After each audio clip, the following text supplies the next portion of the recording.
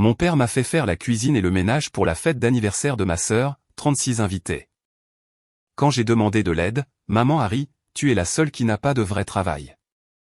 J'ai souri, j'ai posé les plats, et je suis parti. Je m'appelle Avery Coleman. J'ai 27 ans. Et le week-end dernier, mon père a décidé que je n'étais pas une fille. J'étais de la main-d'œuvre gratuite. Il a organisé une fête d'anniversaire dans le jardin pour ma sœur. 36 invités, un barbecue, 2 glacières, une maison impeccable parce qu'on m'avait ordonné de m'en occuper. J'ai cuisiné.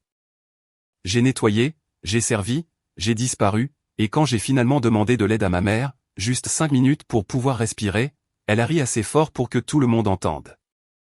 Tu es la seule à ne pas avoir un vrai travail, a-t-elle dit. Tu as le temps. Je n'ai pas discuté. Je n'ai pas supplié.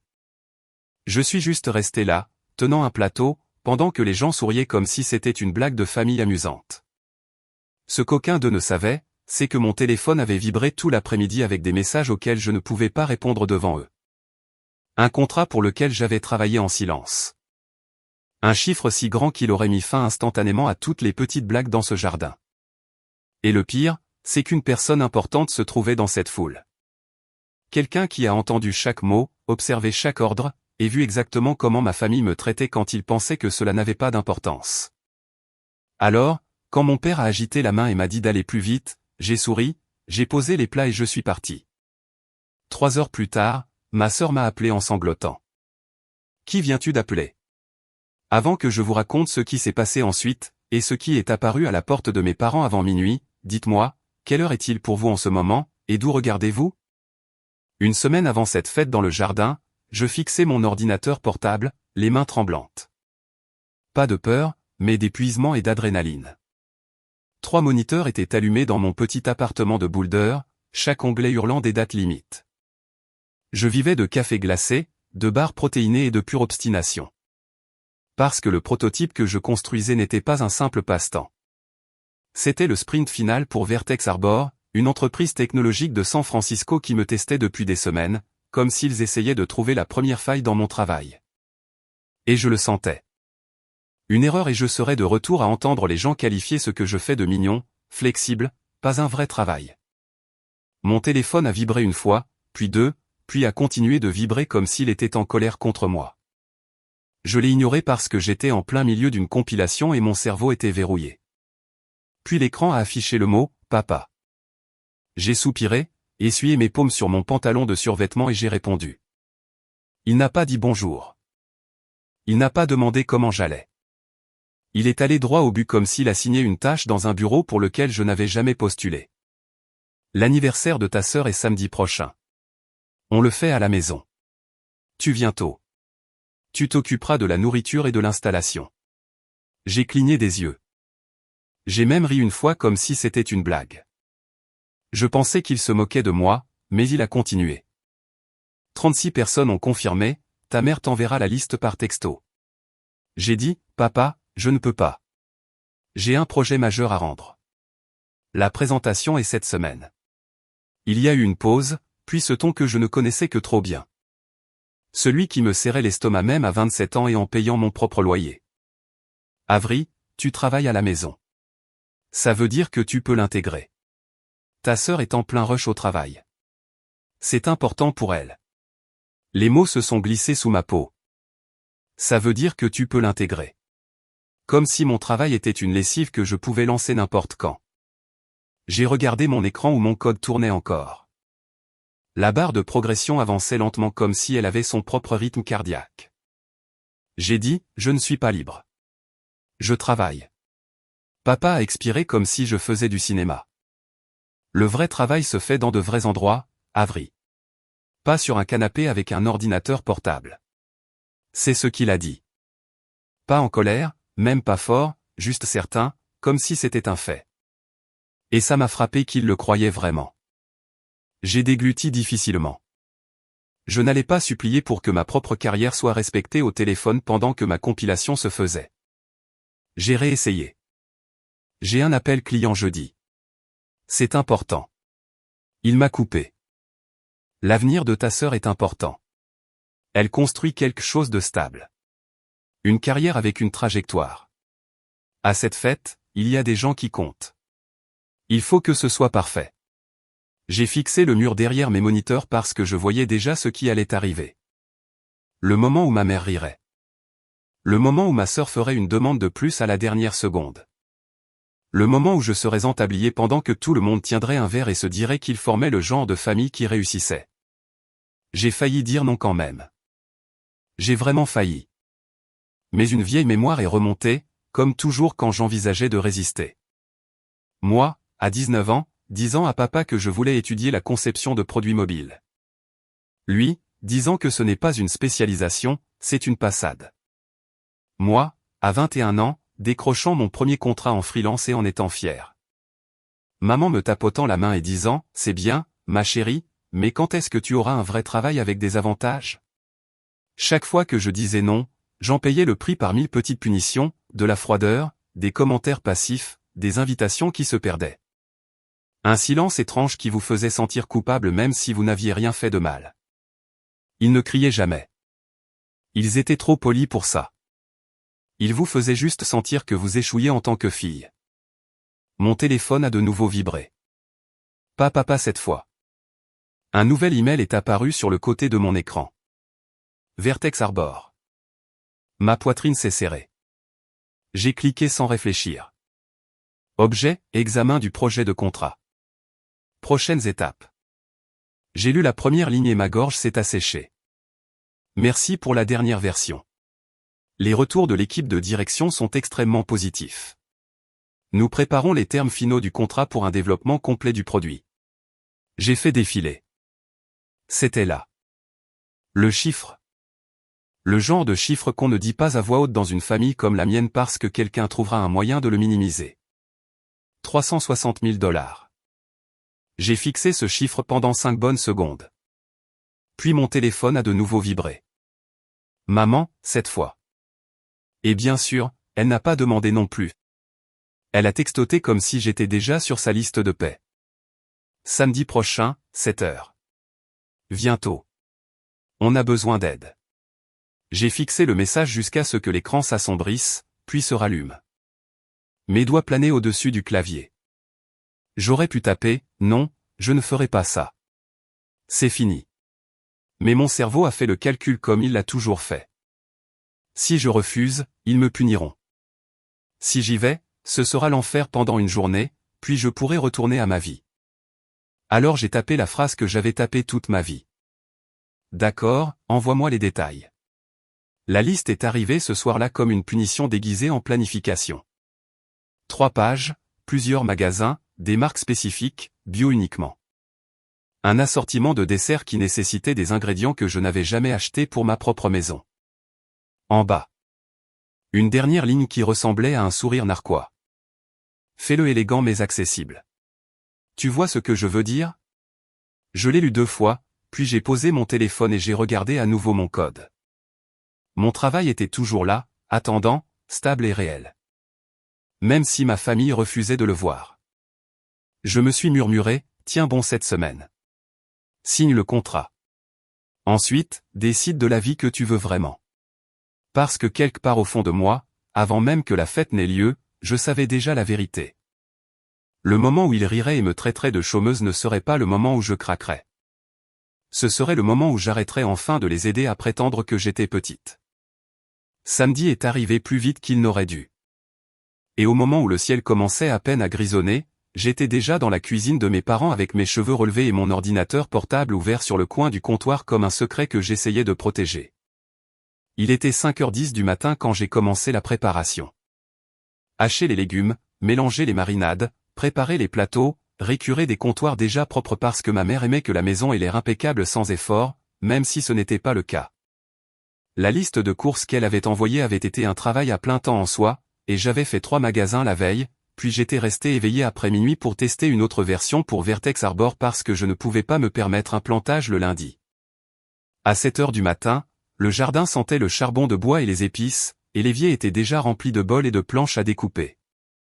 À 8 h, ma mère est entrée en peignoir, a jeté un coup d'œil au comptoir comme si elle inspectait un hôtel, puis a dit les mots qui signifiaient toujours que j'étais seul dans cette affaire. Tu n'es pas encore habillé. Je lui ai dit que je me changerais après avoir mis la viande à cuire. Elle a fait un petit bruit de désapprobation et a dit « Les invités commencent à arriver à 2 heures ». Puis elle a disparu à l'étage. Vers 9h30, ma sœur Maddy est descendue en pyjama de soie avec les cheveux attachés, s'est versé un café de la cafetière que j'avais préparé et a froncé les sourcils en regardant le menu comme si ce n'était pas elle qui l'avait approuvé. « En fait, j'ai oublié de te le dire », a-t-elle dit. 3 de mes amis suivent un régime keto. Peux-tu faire quelque chose sans glucides? J'ai fixé le plateau de petits pains que je venais d'aligner. Maddy, j'ai acheté ce que tu m'as dit d'acheter. Elle a agité la main comme si je compliquais les choses. Tu es créative, improvise. Puis elle a ajouté, aussi, peux-tu prendre un meilleur champagne, pas le bas de gamme, et t'assurer que le patio est beau sur les photos? Et elle a dit cela avec le même ton qu'elle utilisait à la faculté de droit quand elle voulait que quelqu'un fasse son travail, tout en se sentant supérieure de demander. À midi, ma mère est réapparue, sac à main au bras, rouge à lèvres parfait, et a dit « Les salles de bain ont besoin d'être nettoyées ». La femme de ménage a annulé. Elle n'a pas demandé, elle a informé. J'ai nettoyé les salles de bain dans les vêtements avec lesquels j'avais dormi, puis je suis retourné en courant à la cuisine parce que le barbecue avait besoin d'attention et que les accompagnements n'allaient pas se mettre en assiette tout seuls. À 13h30, je courais à travers la maison en portant des plateaux tandis que la musique commençait à l'étage. Des rires flottaient comme si je n'en faisais même pas partie. Quand la sonnette a retenti à 14h, j'avais les coudes plongés dans du poulet cru, mon tablier était taché de sauce, mes cheveux en désordre, et je n'avais pas pris de douche. La première vague d'invités est entrée avec des sourires éclatants et des lunettes de soleil chair, et je me suis déplacé parmi eux comme si ma place était en arrière-plan, remplissant les verres, ramassant les tasses vides, essuyant les comptoirs. Disparaissant dans la cuisine chaque fois que quelqu'un regardait dans ma direction. J'ai entendu mon père dans le salon dire à un groupe de personnes que Maddy était sur la bonne voie pour quelque chose de grand, qu'elle était déjà remarquée par les bons partenaires, qu'elle avait un vrai avenir. Puis j'ai entendu mon nom. Pas prononcé comme une personne, mais comme un outil. Avri, peux-tu apporter plus de glace? Avri, les assiettes commencent à manquer. Avri, où sont les serviettes? J'ai continué à bouger parce que si je m'arrêtais, je le sentirais. Une femme en robe bleu marine s'est approchée de l'entrée de la cuisine et m'a souri comme si elle était gentille. Ma chérie, as-tu engagé un traiteur? A-t-elle demandé. J'ai dit, non, j'ai tout cuisiné. Ses sourcils se sont levés. Tu as fait tout ça? J'ai hoché la tête et pendant une seconde, je me suis senti vu. Puis ma mère s'est glissée à côté d'elle, radieuse et impeccable, et a dit, oh, Avri fait des petits projets depuis la maison. Elle a beaucoup de flexibilité. Elle a dit, flexibilité, comme si c'était un défaut de caractère. Le sourire de la femme s'est figé, puis s'est adouci en cette distance polie que les gens utilisent quand ils décident que vous n'avez pas d'importance. Mon père est intervenu un instant plus tard, en riant, et a dit à la femme que Maddy était la personne à qui parler. Maddy était la sérieuse. Maddy était la carriériste. Je suis resté là, tenant un plateau, de nouveau invisible. À 15h, le jardin était bondé. 36 personnes, les voix se superposant, les flashs d'appareils photo, les compliments adressés à ma sœur comme des confettis. J'ai navigué entre le barbecue et la cuisine, écoutant des inconnus parler de cabinets d'avocats, de primes et de résidences secondaires pendant que mon téléphone vibrait dans ma poche comme un battement de cœur auquel je ne pouvais pas répondre. Quand je me suis enfin réfugié dans le garde-manger pendant 10 secondes pour respirer, j'ai baissé les yeux et j'ai vu cet appel manqué d'un numéro inconnu et un message vocal de quelqu'un qui semblait calme et professionnel me demandant de confirmer une réunion. Je n'ai pas eu le temps d'écouter 2 fois. La porte du garde-manger s'est ouverte et la voix de ma mère a traversé mes pensées. Avri, arrête de te cacher. Les gens ont besoin de boissons. Puis elle a ri comme si c'était une blague, et je suis retourné dans le bruit, les mains pleines, déjà épuisé, réalisant déjà que la fête n'avait même pas encore atteint la partie qui allait me briser. Au moment où le soleil a commencé à décliner et que les lumières du jardin se sont allumées, mon corps avait l'impression de fonctionner à vide et par mémoire musculaire. Je retournais des hamburgers d'une main et vérifiais un plateau de légumes de l'autre, essayant de tout synchroniser pendant que les gens continuaient à errer dans la cuisine, demandant où était la sauce, si nous avions de l'eau pétillante ou s'il y avait des options sans gluten. Ma sœur était dehors, riant comme si le monde lui appartenait. Mon père jouait son rôle d'hôte fier, et ma mère flottait entre les groupes, s'assurant que tout le monde voyait la bonne version de notre famille. J'entendais sans cesse mon nom, comme une cloche que quelqu'un sonnait chaque fois qu'il voulait quelque chose. Puis mon téléphone a de nouveau vibré, plus profondément cette fois. Le genre de vibration qui vous fait regarder instinctivement, même si vous vous étiez promis de ne pas le faire. Je l'ai sorti sous le comptoir pour que personne ne commence une conversation. Numéro inconnu, le même que les appels manqués. Il a sonné à nouveau immédiatement et quelque chose en moi a dit de répondre. Je me suis dirigé vers la porte arrière, à moitié dehors, à moitié dedans. Le bruit de la fête était assourdi par la moustiquaire. « Allô ?» une voix calme a dit, « Avery Coleman. Ici Graham Whitmore. » Mon cerveau s'est bloqué pendant une demi-seconde, comme si mon corps ne pouvait pas le traiter. Graham Whitmore était le PDG de Vertex Arbor. Pas un assistant, pas un recruteur, pas un chef de projet. La personne qui était restée silencieuse pendant les réunions, observant, posant une question pointue, puis disparaissant. J'ai serré le téléphone si fort que mes jointures me faisaient mal. « Oui, monsieur Whitmore » a-t-il dit. « Je serai bref. Je viens de passer en revue personnellement le prototype final. C'est exactement ce dont nous avions besoin. Le conseil d'administration est impressionné. J'ai dégluti et j'ai essayé de garder une voix stable. Merci, a-t-il continué. Nous allons de l'avant. Le contrat est prêt. 360 000 $ pour la construction et le lancement complet du produit, avec une option de contrat de service après le déploiement. Je veux confirmer que vous pouvez vous rencontrer lundi à 9 h pour signer et commencer l'intégration. Les mots ont atterri dans ma poitrine comme un poids et un soulagement en même temps. Je pouvais presque revoir l'email, le chiffre brillant comme s'il était irréel. Lundi 9 h, ça me va. Il a fait une pause, puis sa voix a légèrement changé. Pas plus douce, juste plus directe, comme s'il choisissait de dire la suite lui-même au lieu de le déléguer. Une dernière chose, nous vous voulons pour un rôle à plus long terme après ce contrat. Un rôle de direction, intégrité et livraison du produit. Salaire, 190 000 $ plus des bonus. Je dois savoir si vous êtes ouverte à cela.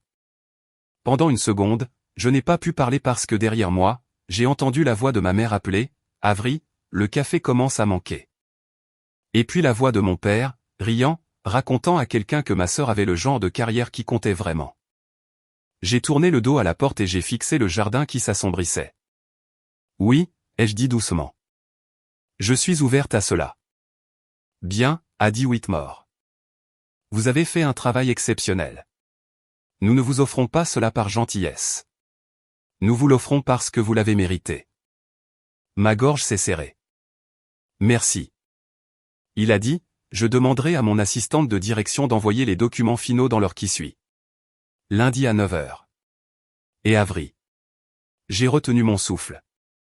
Gérez votre temps comme s'il était important. Si vous construisez ce que vous dites construire, alors vous ne pouvez pas continuer à donner vos meilleures heures. Il l'a dit comme un conseil, pas comme une leçon. Puis il a mis fin à l'appel. Je suis resté là un instant avec le téléphone encore contre mon oreille, le barbecue grésillant derrière moi, la fête bourdonnant comme si rien n'avait changé, alors qu'en moi, tout avait changé. Quand je suis retourné dans la cuisine, mon père a jeté un coup d'œil et a souri en voyant le téléphone dans ma main. « C'était qui » a-t-il dit. « Un de tes petits amis de l'informatique ?» Ma sœur a ri sans lever les yeux de sa conversation. « Probablement une autre mise à jour de jeu » a-t-elle dit. Ma mère a ajouté avec un sourire qui n'atteignait pas ses yeux. « Avery, ne te laisse pas distraire. Les invités sont là. » Je les ai regardés tous les trois et j'ai failli le dire à ce moment-là. J'ai failli dire le chiffre à voix haute et regarder leur visage se transformer. Mais quelque chose m'a arrêté. Pas la peur, pas la honte. La clarté. Si je leur disais maintenant, ils ne me respecteraient pas soudainement. Ils respecteraient l'argent. Ils respecteraient le titre. Et j'en avais assez de prouver ma valeur avec des chiffres à des gens qui refusaient de voir mon travail jusqu'à ce qu'un étranger le valide. Alors, j'ai glissé le téléphone dans ma poche, je suis retourné au barbecue et j'ai continué à cuisiner pendant que l'email qui pouvait changer ma vie restait non lu dans ma boîte de réception pendant une heure de plus. Le moment qui m'a fait basculer n'est pas venu avec des cris ou une scène dramatique au début. Il est venu comme toujours dans ma famille, enveloppé dans une demande désinvolte qui était en réalité un ordre, livré avec un sourire qui m'avertissait de ne pas en faire un problème. Le barbecue était chaud, les accompagnements à moitié servis, et j'essayais de garder un œil sur le minuteur et un œil sur la foule parce que les gens continuaient à dériver vers la cuisine comme si c'était un bar. Quelqu'un voulait plus de serviettes. Quelqu'un voulait une autre sauce. Quelqu'un a demandé si nous avions du déca. Puis j'ai entendu la voix de ma sœur derrière moi, vive et urgente, d'une manière qu'elle réservait au moment qui affectait son image. Avri, où est le plat principal? J'ai vérifié le thermomètre et le minuteur. Encore 10 minutes, puis il doit reposer. Elle s'est approchée. Son parfum trop cher, son sourire trop crispé. Ça ne va pas le faire. Un partenaire demande quand on mange. Les gens ont des projets après. J'ai dit calmement, ce n'est pas encore prêt. Si je le sors maintenant, il sera pas assez cuit. Elle m'a regardé comme si je choisissais de l'embarrasser exprès. Alors trouve autre chose. Sa voix s'est élevée juste assez pour être entendue. Tu fais toujours ça. Tu rends toujours les choses plus compliquées qu'elles ne devraient l'être. J'ai senti quelque chose devenir très immobile en moi. Je suis debout depuis 5 heures du matin, ai-je dit, toujours calmement. Elle a levé les yeux au ciel. S'il te plaît, tu restes assise à la maison toute la journée. Tu as de l'énergie. Je l'ai regardée, vraiment regardée, et pendant une seconde, j'ai vu la panique sous son arrogance. Elle avait besoin que cette fête soit parfaite parce qu'elle avait besoin que les gens l'approuvent. Mais comprendre cela ne rendait pas cela ma responsabilité. Elle a baissé la voix et a essayé un autre angle, un plus doux. Celui qui utilisait la culpabilité comme une laisse. Sors juste la salade plus tôt. Gagne-moi du temps. Et quand tu sers, souris. Tu as l'air tendu. J'ai fixé le saladier dans mes mains et je me suis demandé quand j'étais devenu aussi une partie de sa performance. Elle s'est retournée et est sortie avant que je puisse répondre, me laissant seul dans la chaleur de la cuisine avec le son des rires flottant depuis le jardin. Je l'ai suivie avec la salade parce que c'est ce que j'ai toujours fait. Je l'ai apportée, je l'ai posée, et les gens ont applaudi comme si j'étais un spectacle. Mon père rayonnait comme s'il possédait mes efforts. Magnifique, ma chérie. Et puis il est retourné directement à parler de ma sœur comme si je n'existais pas. Je suis rentré et j'ai trouvé ma mère dans le couloir, tenant sa cour avec 2 femmes, souriant, gesticulant, appréciant d'être admirée. Maman, ai-je dit en gardant une voix basse. J'ai besoin d'aide. Je ne peux pas cuisiner, servir et nettoyer toute seule. Elle a continué à sourire pour les femmes, puis s'est tournée vers moi avec cette expression contrôlée qui signifiait « Ne me mets pas dans l'embarras ». Ma chérie, tu te débrouilles très bien. J'ai dit « Non. J'ai travaillé toute la journée. J'ai besoin que tu t'occupes de la cuisine pendant 5 minutes pour que je puisse respirer. » Son sourire s'est crispé. Ta sœur a travaillé 80 heures par semaine. Elle a besoin que ça se passe bien. Cette phrase a eu un effet sur moi. C'était si familier, si automatique. Comme si mon épuisement ne comptait pas parce que ce n'était pas le genre d'épuisement qui impressionnait ses amis. J'ai dit, mon travail est réel aussi. Elle a penché la tête comme si elle était patiente avec un enfant. Tu travailles à la maison, Avri. Tu as de la flexibilité. C'était ça. Le mot qui signifiait que mon temps appartenait à tout le monde. Derrière elle, je pouvais voir ma sœur rire avec des gens qu'elle voulait impressionner. Mon père hochant la tête fièrement. Toute la scène reposait sur mon labeur comme une table sur une seule jambe. J'ai essayé une dernière fois. J'ai besoin de quelqu'un pour surveiller le barbecue. J'ai besoin de quelqu'un pour aider à servir. Elle a jeté un coup d'œil vers le jardin et a baissé encore plus la voix. Pas maintenant. Nous avons des invités. Puis elle a ajouté, plus doucement, mais plus cruellement. Ne sois pas dramatique. Tu es la seule qui est libre. Libre. J'ai senti mes mains commencer à trembler. Pas de faiblesse, de rage accumulée pendant des années. J'ai dit, dis ce que tu penses vraiment. Elle a cligné des yeux. Pardon? Dis-le à voix haute. J'ai dit, tu penses que je suis libre parce que mon travail ne compte pas pour toi. Tu penses que j'ai du temps parce que tu as décidé que ce que je fais n'est pas réel. Ses yeux se sont agrandis et j'ai su instantanément qu'elle réalisait que les gens pouvaient entendre. Elle a tendu la main vers mon bras comme si elle pouvait m'arrêter physiquement. Avery, s'il te plaît. Nous parlerons plus tard. Quand, ai-je demandé. Quand choisirais-tu de parler de moi alors que la version de moi que tu aimes est celle qui reste silencieuse et serre? La voix de mon père a retenti derrière nous, en avertissement. Avery, pas ici, pas maintenant. Je me suis retourné et je l'ai vu s'approcher, le visage crispé, sa fierté menacée. Il a regardé par-dessus moi les invités qui observaient et a forcé un rire. Elle est juste stressée, a-t-il dit comme si j'étais un inconvénient. Quelque chose en moi s'est brisé net, comme une corde enfin coupée. Je n'ai pas élevé la voix. Je n'ai pas pleuré. J'ai simplement levé la main, détaché le tablier et l'ai enlevé par-dessus ma tête. Le jardin est devenu étrangement silencieux, comme si tout le monde sentait un changement, même s'il ne le comprenait pas. J'ai plié le tablier une fois, l'ai posé sur la table la plus proche et j'ai dit, le dessert est dans le frigo. Le café est dans la cafetière. La nourriture sera prête dans 10 minutes. Vous pouvez vous en occuper à partir de maintenant. Ma mère a chuchoté. Avery, ne fais pas ça.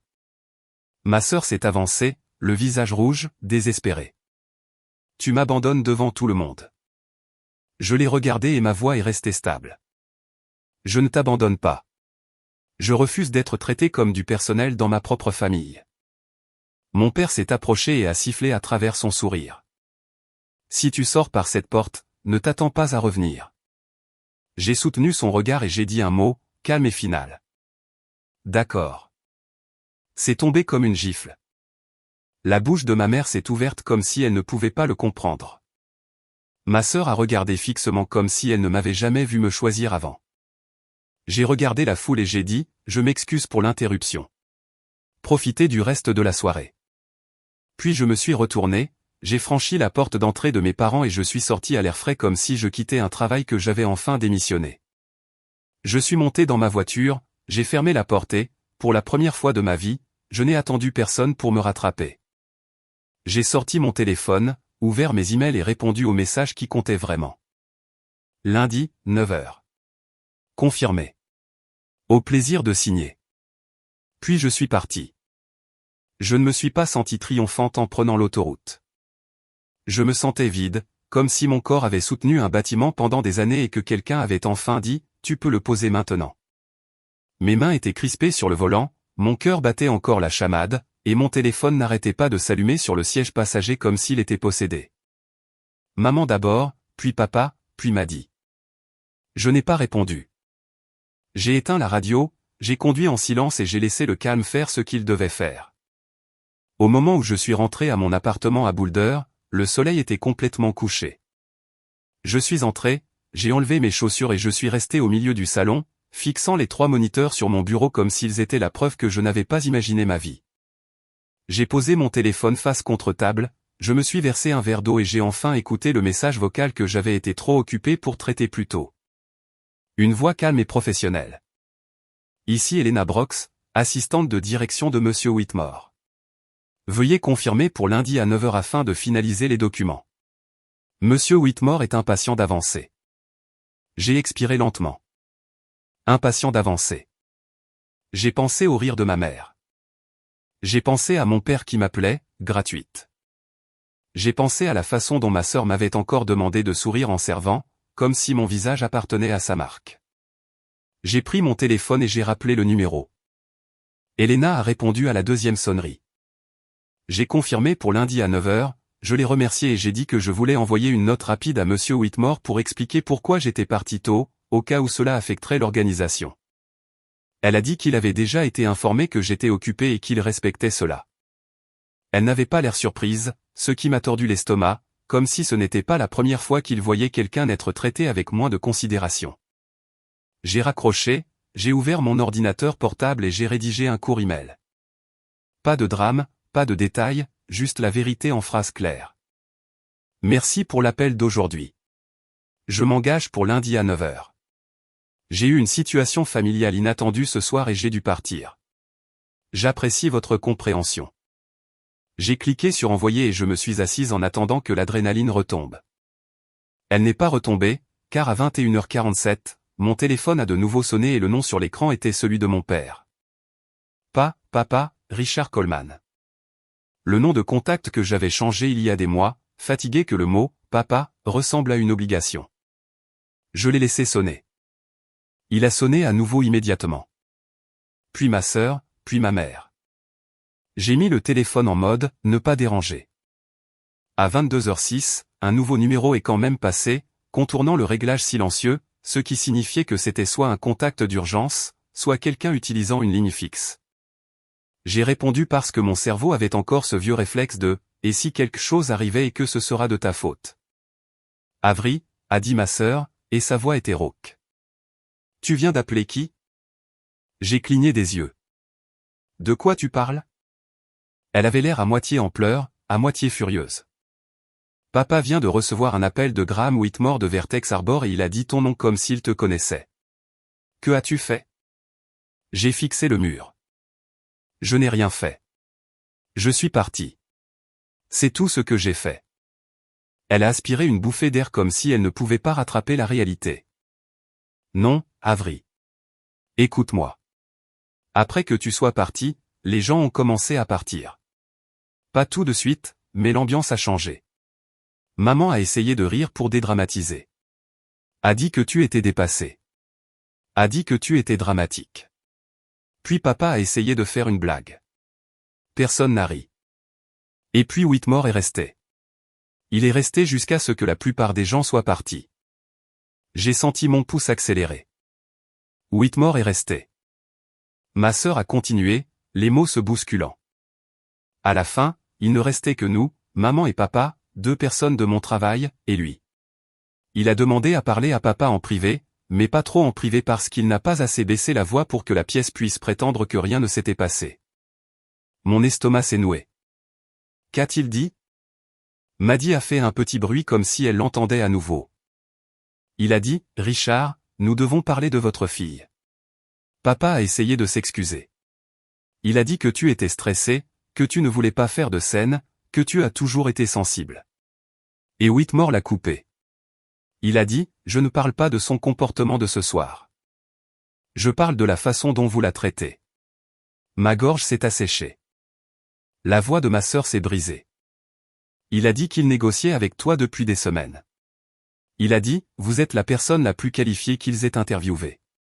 Puis il a dit le chiffre, 360 000. Il l'a dit comme si c'était normal, comme si c'était un fait sur papier.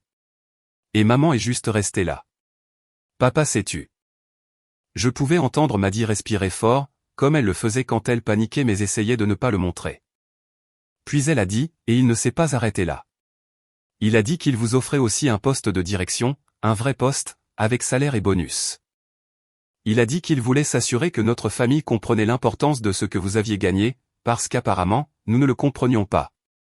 J'ai senti un calme étrange s'installer en moi. Pas de la joie, pas de la vengeance, juste le sentiment que la vérité atterrissait enfin dans une pièce où elle avait été ignorée pendant des années. Maddy a dit, Avery, Madame Collins était encore là, tu sais, la partenaire mentor. Elle mettait son manteau, mais elle s'est arrêtée quand elle l'a entendu. Elle s'est retournée et m'a regardé comme si je l'avais giflée. Elle m'a demandé si je ne savais pas que ma propre sœur avait un contrat à 6 chiffres. Je ne savais même pas quoi dire. J'ai chuchoté. Tu aurais pu demander. La voix de Maddy s'est durcie. Je ne savais pas. Tu ne me l'as jamais dit. J'ai ri une fois, un rire bref sans humour. Je t'ai dit que j'étais occupé. J'ai dit à maman que j'avais un projet majeur. Vous avez tous décidé que cela signifiait que j'étais flexible. C'était votre choix, pas le mien. Elle s'est tue. Puis elle a dit, Whitmore a regardé maman et a dit, j'ai entendu que vous qualifiez son travail de petit projet. Je vous ai entendu rire de sa carrière comme si c'était une passade. Il a dit, vous n'avez pas demandé parce que vous aviez déjà décidé que ça ne valait pas la peine de demander. Il l'a dit devant tout le monde. La voix de ma sœur est tombée à un murmure. Avery, c'était humiliant. Les gens ont entendu. Les gens ont vu. Madame Collins ne m'a pas dit au revoir en partant. Elle n'a pas dit un mot. Elle m'a juste regardé et a dit, le leadership, c'est le jugement. Et elle est sortie. Mon estomac s'est tordu, non pas de culpabilité, mais de reconnaissance. Ma sœur ressentait enfin le genre de conséquences que j'avais avalées en silence pendant des années. Elle a continué à parler plus vite maintenant. Un de mes collègues a posté quelque chose en ligne, sans nom, mais avec assez de détails sur une famille traitant leur fille comme une aide embauchée, puis agissant choquée quand la vérité éclate. Ça se propage. Les gens de mon cabinet aiment ça. Ils savent que c'est à propos de nous. Je n'ai pas posté ça, ai-je dit. Je me fiche de qui l'a fait. La voix de Maddy s'est brisée. Ils me traitent de privilégié. Ils disent que je t'exploite. Madame Collins m'a textoté. Elle veut me rencontrer lundi matin pour des préoccupations de jugement. Avery, s'il te plaît, fais quelque chose. Je me suis appuyé contre mon comptoir de cuisine et j'ai fermé les yeux. Fais quelque chose, a-t-elle dit, comme si j'avais fait des choses toute ma vie. J'ai dit doucement, tu veux que je te protège des conséquences de la façon dont tu m'as traité? Elle a inspiré brusquement. Ce n'est pas juste. J'ai ouvert les yeux et j'ai fixé la fenêtre sombre. La justice n'a jamais été la norme dans cette maison, ai-je dit. Je ne vais pas écrire un post pour redorer ta réputation. Je ne vais pas mentir et dire que c'était un malentendu. Tu as dit ce que tu as dit. Maman a dit ce qu'elle a dit. Papa a dit ce qu'il a dit. Ce n'est pas un problème d'image. C'est une question de caractère. Maddy a sangloté doucement. Avery, je suis désolé. Je ne savais pas que c'était si sérieux. Les mots m'ont frappé comme ils l'ont toujours fait. Je ne savais pas. J'ai dit, c'est ça le problème. Tu ne savais pas parce que tu n'as pas demandé, parce que tu étais si sûr que ma vie était plus petite que la tienne que tu n'as même jamais vérifié. Elle a réessayé, la voix désespérée. Peux-tu au moins revenir et leur parler? Maman est en train de perdre la tête. Papa fait les 100 pas. Il n'arrête pas de t'appeler. J'ai regardé l'écran de mon téléphone. Des dizaines d'appels manqués s'accumulant comme une facture qu'il réalisait soudainement être due. J'ai dit, non, pas ce soir. Maddy a chuchoté. S'il te plaît, Avery. J'ai gardé le silence un instant, puis j'ai dit. Je suis parti parce que je devais me protéger. Ce qui se passe après n'est pas quelque chose que je peux contrôler. Puis j'ai mis fin à l'appel. J'ai posé le téléphone et je suis resté là un long moment, écoutant le calme de mon appartement. C'était le premier calme que j'avais gagné depuis des années. Et quelque part à Denver, dans la maison où j'avais été traité comme un bruit de fond, les gens qui avaient ri de ma carrière l'entendaient enfin prononcer à voix haute par quelqu'un qu'ils respectaient. Pas parce que la vérité avait changé, mais parce que le messager avait changé. Lundi matin, je me suis réveillé avant mon réveil. Non pas parce que j'étais anxieuse, mais parce que pour la première fois, ma journée m'appartenait. J'ai pris une douche lentement, j'ai mis le blazer que je gardais pour les moments que je pensais autrefois hors de portée, et je suis resté devant le miroir assez longtemps pour remarquer quelque chose que je n'avais jamais vraiment vu auparavant. J'avais l'air calme. Pas petite, pas désolée, pas sur la défensive face à l'opinion de quelqu'un d'autre. Juste calme. Sur le trajet vers le bureau temporaire de Vertex Harbor à Denver, mon téléphone est resté silencieux uniquement parce que je l'ai gardé en mode silencieux. Les appels manqués étaient toujours là, empilés comme des preuves. 20 de ma mère, 15 de mon père, 18 de Maddy. Les messages vocaux allaient de la panique à la culpabilité, en passant par une fierté qui sonnait comme une tentative de réécrire l'histoire. Je ne les ai pas supprimés. Je ne les ai pas récompensés non plus. Je suis entré dans le bâtiment à 8h52 et je me suis enregistré comme si j'avais ma place ici. Parce que c'était le cas. À 9h pile, Elena m'a retrouvé dans le hall et m'a conduite dans une salle de conférence où tout était déjà préparé. Pas seulement des papiers. Du respect.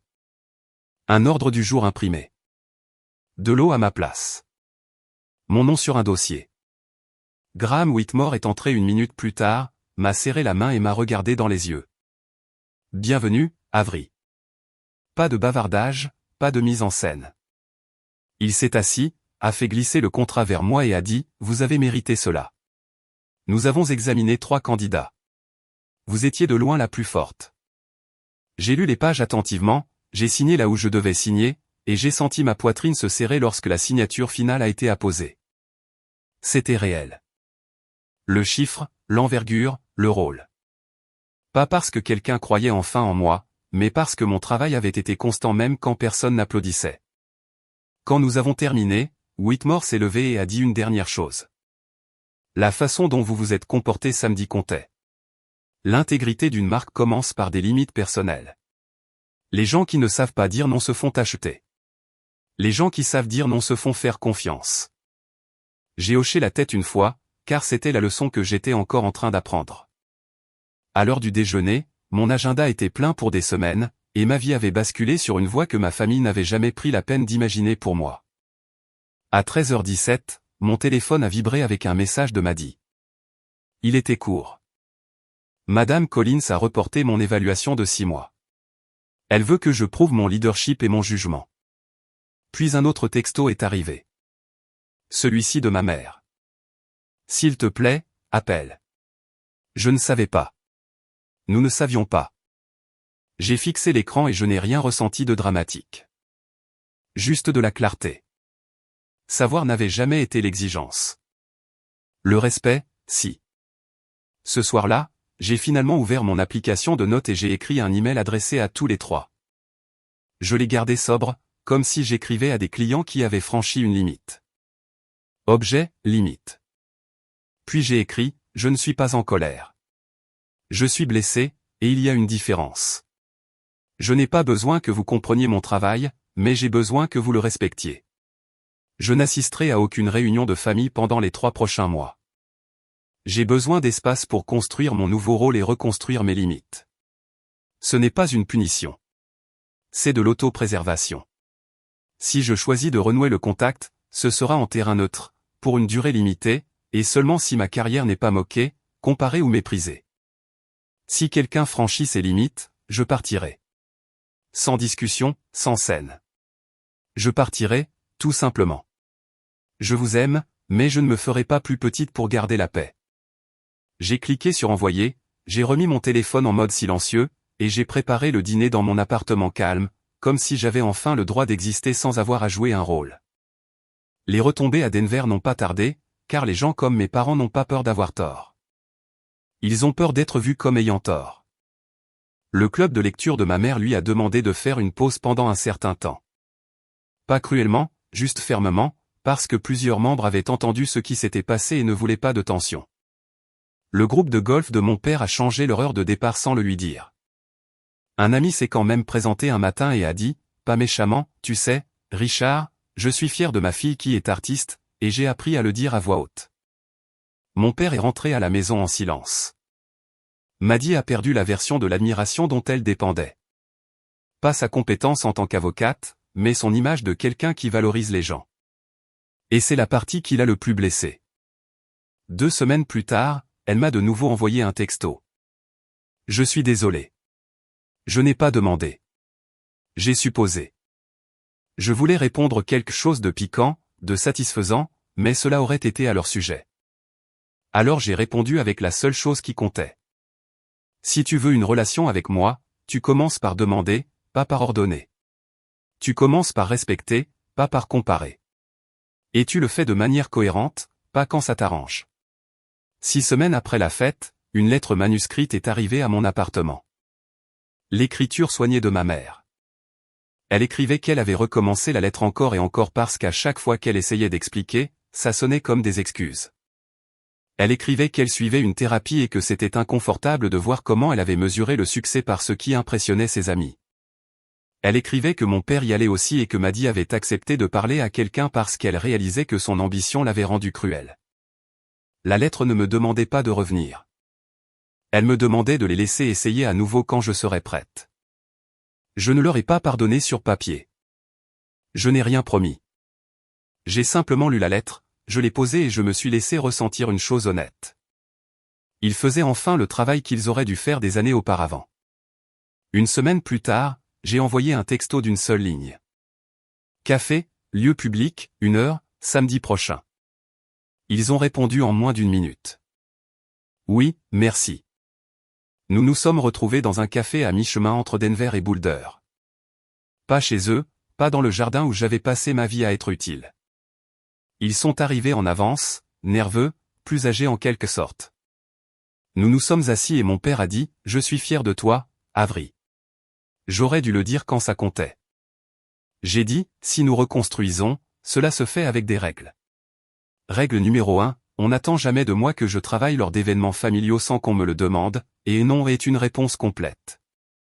Règle numéro 2, ma carrière n'est pas une blague et n'est pas un point de comparaison. Règle numéro 3, si vous franchissez la limite, je pars. Vous ne me poursuivez pas. Vous ne me culpabilisez pas. Vous apprenez. Ils ont hoché la tête comme des gens qui comprenaient enfin le coup de prendre quelqu'un pour acquis. Maddy avait l'air de vouloir pleurer, mais elle s'est contenue. Elle a dit, je suis désolée de t'avoir traité comme du personnel. Je ne t'ai pas vu. J'ai dit, c'est la vérité. Et c'est pourquoi ça ne peut pas redevenir comme avant.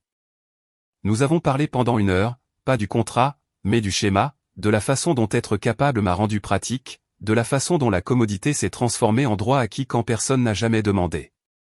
Quand l'heure fut écoulée, je me suis levé, j'ai payé mon propre café et j'ai dit, c'est un début, pas une remise à zéro.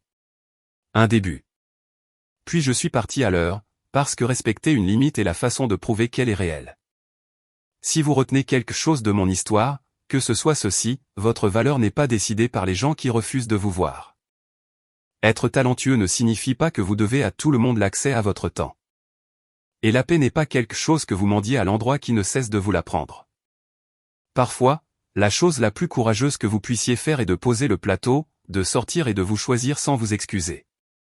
Si vous avez déjà été la personne flexible de votre famille, celle qu'on attend toujours de tout gérer parce que vous le pouvez, je veux que vous m'entendiez clairement.